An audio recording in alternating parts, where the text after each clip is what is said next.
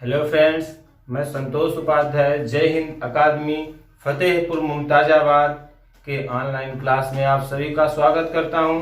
आज हम लोग भौतिक कक्षा 10 के भौतिक विज्ञान का पार्ट 3 बनाने चल रहे हैं, जिसमें आपको गोलीय दर्पण से संबंधित परिभाषाएं के विषय में बताएंगे। गोलीय दर्पण आपको पढ़ा चुके हैं पार्ट 2 में।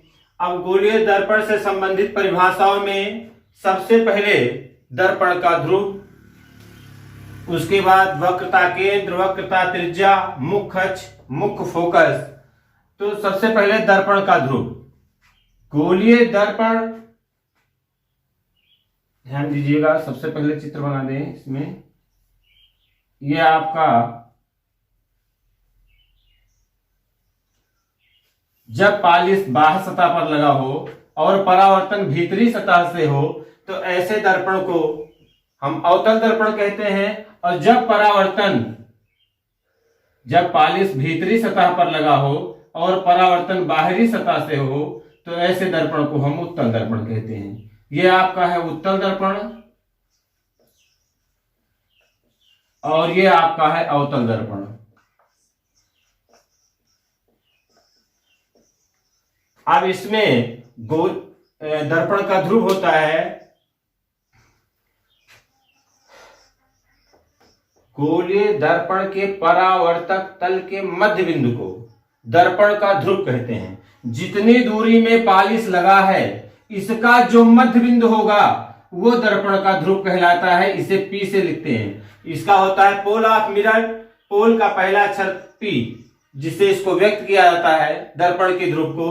तो गोलीय दर्पण में परावर्तक तल के मध्य बिंदु को, मान लीजिए गोलीय दर्पण इतना बड़ा है, इसमें अगर पालिश यहां से लगा है तो इसका जो मध्य बिंदु होगा वो दर्पण का P कहलाएगा, अर्थात पोल, दर्पण का ध्रुव। गोलीय दर्पण में परावर्तक तल के मध्य बिंदु को दर्पण का ध्रुव कहते हैं। तो जितनी दूरी में पालिश लगा है इसका मध्य बिंदु जो होता है ये दर्पण का ध्रुव होता है। और ये अवतल दर्पण चाहे उत्तल दर्पण, दोनों में जितनी दूरी में पालिश लगा है इसका मध्य बिंदु दर्पण का ध्रुव कहलाएगा। अब आपका आता है वक्रता ते केंद्र। इसका डिफिनेशन हो जाएगा गोलीय दर्पण में के परावर्तक तल के मध्य बिंदु को दर्पण का ध्रुव कहते हैं। इसे P से प्रदर्शित करते हैं। अब आपका आता है वक्रता केंद्र। गोलीय दर्पण जिस खोखले गोले का कटा भाग होता है उसके केंद्र को दर्पण का वक्रता केंद्र कहते हैं। जो दर्पण बनता है किसी खोखले गोले से कटा भाग होता है। ये मान लीजिए कोई खोखला गोला है, यहां से ये काटा गया है दर्पण। अब इसमें जो जिस खोखले गोले का यह भाग होगा उसके केंद्र को दर्पण का वक्रता केंद्र कहते हैं। अर्थात इससे इस गोले से जितने भी दर्पण कट रहे हैं सबका वक्रता केंद्र वही होगा, एक ही होगा। अब जैसे आपका है, मान लीजिए यह आपका है अवतल दर्पण, यह आपका ध्रुव P हमको ज्ञात हो चुका है। अब ये जिस खोखले गोले का कटा भाग होता है उसका केंद्र को दर्पण का वक्रता केंद्र कहते हैं। सपोज करिए इतना बड़ा खोखले गोले से जिससे कटा था उसका जो केंद्र था वही दर्पण का वक्रता केंद्र कहते हैं। इसे C से प्रदर्शित करते हैं। क्योंकि सेंटर ऑफ कर्वेचर होता है, सेंटर का C जो पहला अक्षर होता है, इसी से इसको व्यक्त किया जाता है। तो गोलीय दर्पण जिस खोखले गोले का कटा भाग होता है उसके केंद्र को दर्पण का वक्रता केंद्र कहते हैं। ये अवतल दर्पण है आपका। और उत्तल दर्पण में भी यही चीजें, उत्तल दर्पण जो आपका बनेगा यह आपका उत्तल दर्पण है।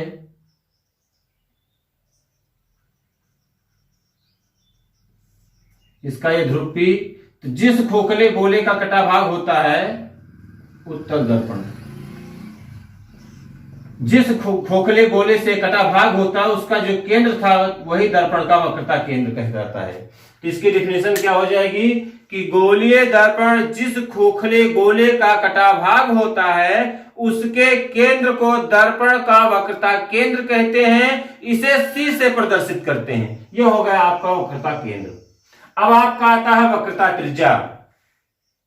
गोलीय दर्पण के ध्रुव P और वक्रता केंद्र C के बीच की दूरी को दर्पण की वक्रता त्रिज्या कहते हैं। चाहे ऐसे डिफिनेशन कहिए या गोलीय दर्पण जिस खोखले गोले का कटा भाग होता है उसकी त्रिज्या को दर्पण की वक्रता त्रिज्या कहते हैं। जिस गोले से कटा था उसकी जो त्रिज्या थी वो दर्पण की वक्रता त्रिज्या कहते हैं। इसे आर से प्रदर्शित किया जाता है।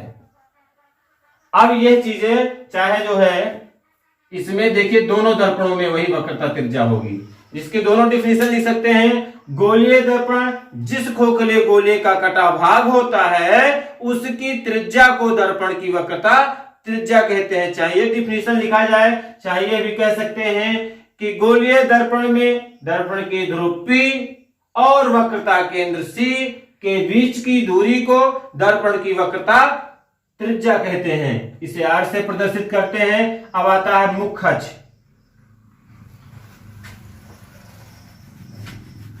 मुख्य अक्ष होता है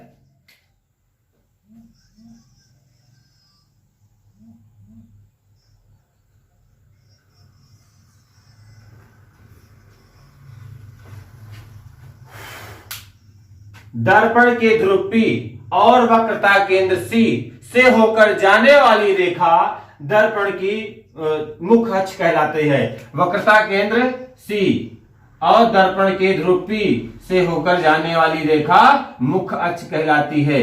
यह है आपका मुख्य अक्ष अर्थात प्रिंसिपल एक्सिस। पीसी क्या है? दर्पण का मुख्य अक्ष है। तो क्या हो जाएगा? गोलीय दर्पण के ध्रुव P और वक्रता केंद्र C से होकर जाने वाली रेखा दर्पण का मुख्य अक्ष कहलाती है। जो चीज चाहे अवतल दर्पण में, यही कंडीशन आपका उत्तल दर्पण में भी हो जाएगा। अब आपका आता है मुख्य फोकस।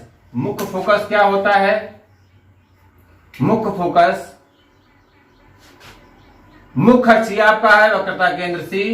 मुख्य अक्ष के समांतर जाने वाली प्रकाश किरणें, मुख्य अक्ष के समांतर जितनी भी किरणें चलेंगी, मुख्य अक्ष के समांतर जाने वाली प्रकाश किरणें दर्पण से परावर्तन के पश्चात यहां पर किरणें आएगी। इनको कहते हैं आपतित किरण अर्थात आने वाली किरण।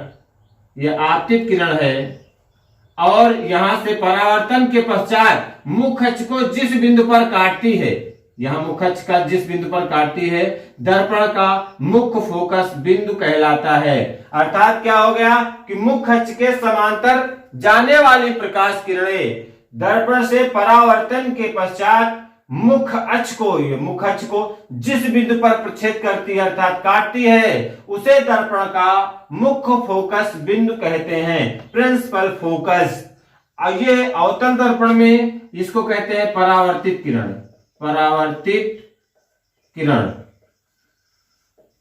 यह है आपका अवतल दर्पण। यही कंडीशन आपका उत्तल दर्पण में जो हो जाएगा। उत्तल दर्पण में आभासी होता है, ध्यान दीजिएगा। ये आपका उत्तल दर्पण है, प्रतीत होती है इसमें। अब इसमें ये आपका हो गया मुख्य अक्ष, यहां वक्रता केंद्र C और दर्पण का ध्रुव P। ये आपका है उत्तल दर्पण। उत्तल दर्पण इसमें भी वही कंडीशन लागू होगा कि मुख्य अक्ष के समांतर जाने वाली प्रकाश किरणें हमेशा बाएं तरफ से डाली जाती हैं। मुख्य अक्ष के समांतर जाने वाली प्रकाश किरणें दर्पण से परावर्तन, ध्यान दीजिएगा, दर्पण से यहां परावर्तन के पश्चात वास्तविकता तो इधर को लौट जाती हैं, लेकिन प्रतीत होता है यहां से होकर जा रही है। अर्थात मुख्य अक्ष को जिस बिंदु पर काटती हैं वो दर्पण का मुख्य फोकस बिंदु कहलाता है। यह आपकी है आपतित किरण। आपतित किरण और यह आपका हो जाएगा परावर्तित किरण।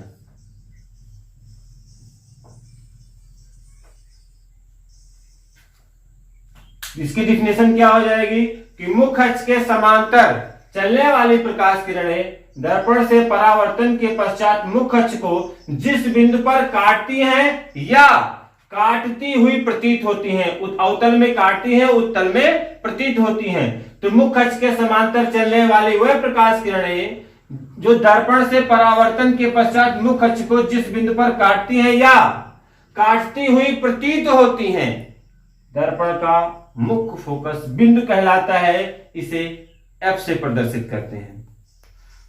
अब आपका लास्ट है फोकस दूरी। तो दर्पण के ध्रुव P और मुख्य फोकस F के बीच की दूरी को दर्पण की फोकस दूरी कहते हैं। इसे स्मॉल f से प्रदर्शित करते हैं। स्मॉल f, यहां से यहां तक की दूरी, ये फोकस दूरी है। तो दर्पण के ध्रुव P और मुख्य फोकस F के बीच की दूरी को दर्पण की फोकस दूरी कहते हैं।